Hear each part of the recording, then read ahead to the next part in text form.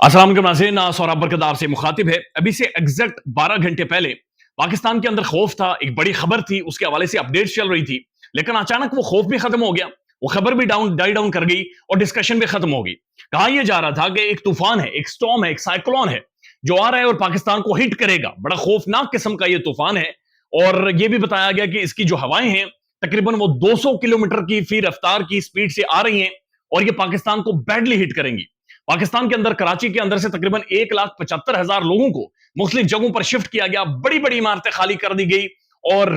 Rangers के फौज के दस्ते वहां पर बुला लिए गए और एक हंगामी सूरत हाल पाकिस्तान के अंदर डेवलप हो गई थी। लेकिन अब 12 घंटों बाद आपको महसूस हो रहा होगा कि यह खबर डाई डाउन कर गई है। हुआ यह है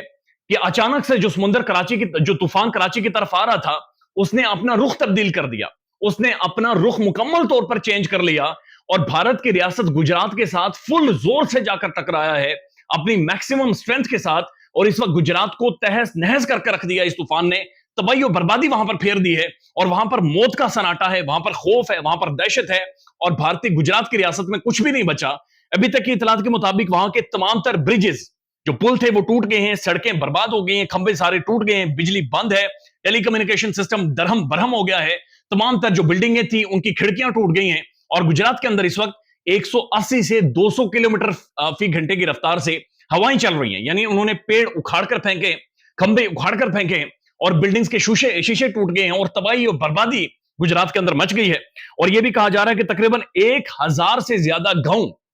भारतीय गुजरात की स्टेट में तबाह बर्बाद हो गए और उनका कोई यानी वो पानी के बिल्कुल नीचे आ गए।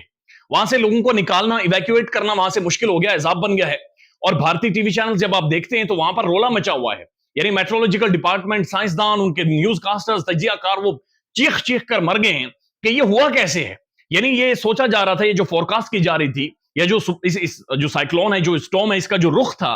वो ये था कि ये पाकिस्तान के कुछ इलाके हिट करेगा और उसके बाद जो इसकी एनर्जी है वो मजीद कम हो जाएगी और कम एनर्जी के साथ ये भारत के कुछ इलाकों को हिट करेगा। इसलिए भारत उस तरह से प्रिपेयर्ड था कि इतना स्ट्रॉन्ग, इतनी पावर के साथ, फुल एनर्जी के साथ ये भारत को हिट नहीं करेगा। लेकिन हुआ ये है कि पाकिस्तान को इस साइक्लोन ने तो बिल्कुल भी हिट नहीं किया, इस स्टॉर्म ने बिल्कुल भी हिट नहीं किया और बिल्कुल आखिरी लम्हात में आकर यानी 1 से 2 घंटे पहले इस तूफान ने अपनी डायरेक्शन चेंज कर ली, अपना रुख चेंज कर लिया और भारत के अंदर ये जाकर हिट हुआ है। अभी जो इतलात आ रही है कि राजस्थान की तरफ ये बढ़ रहा है और मजीद तबाही वहां पर होगी। आबादी ज्यादा है, गरीब लोग हैं, हमारे और आपके जैसे लोग हैं, तबाही उनकी मच गई है, घर उनके बर्बाद हो गए हैं, फसलें उनकी बर्बाद, दरख्त बताया जा रहा है कि मिलियंस में दरख्त उखड़ गए हैं, बिल्डिंग्स बर्बाद हो गई हैं, तबाह हो गई हैं, लोगों के जो फ्लैट थे वो बिल्कुल फारे हो गए हैं। वहां पर भी 2 नंबर पॉलिटिकल सिस्टम है पाकिस्तान की तरह बदकिस्मती से, और वो भी बड़े गरीब लोग हैं। लिहाजा उनके लिए दुआएं करें, उनके लिए मन्नतें मांगे कि अल्लाह ताला उनके हाल के ऊपर रहम करे, उनकी जमीनें, उनके जानवर,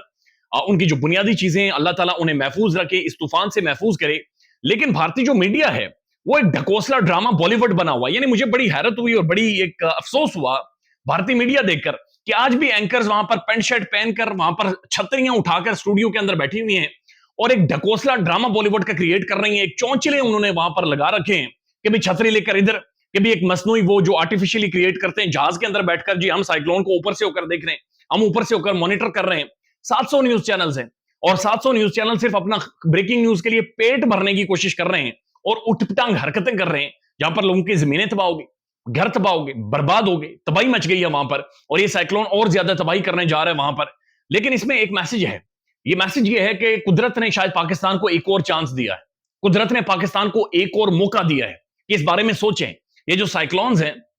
ये जो इस तरह के डिजास्टर्स आते हैं,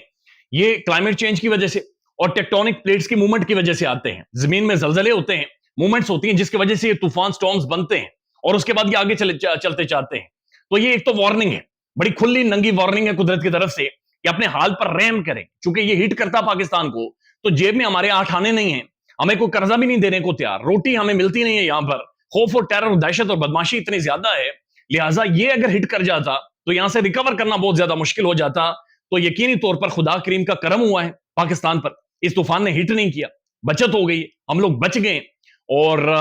ये दूसरी तरफ चेंज हो गया है। और भारत के अंदर भी बहरहाल दुआएं करें कि अल्लाह ताला वहां पर भी रहम करे और इस तूफान की जो एनर्जी है वो कम हो जाए, ये डाई डाउन कर जाए। 9वां दिन है, तकरीबन आज 9th डे है, ये अराबियन सी के अंदर ये तूफान, ये साइक्लोन स्टॉर्म मौजूद है और ये कितना और टाइम लेगा, चूंकि जो सतह समुंदर है उसका दर्जा हरारत और बढ़ रहा है, लिहाजा ये और ज्यादा भयानक सूरत अख्तियार कर सकता है और भारत को मैक्सिमम हिट कर सकता है। लेकिन ये time, it's high time to think कि पाकिस्तान को अब हमने इन साइक्लोन से, इन तूफानों से कैसे बचाना है। क्लाइमेट चेंज के ऊपर पॉलिसी बनाएं, अपने गुनाहों का कफारा करें, कम से कम माफी मांगे जो कुछ इस मुल्क में कर रहे हैं। उसके बाद पॉलिसीज बनाएं, पैसे रखें क्लाइमेट चेंज के लिए, दुनिया भर में जाकर बातचीत करें, आवाज उठाएं, रोला डालें कि बराए मेहरबानी इस तरह के नेचुरल डिजास्टर से ममालिक को बचाया जाए। ख्याल रखिएगा अपना। अल्लाह हाफिज।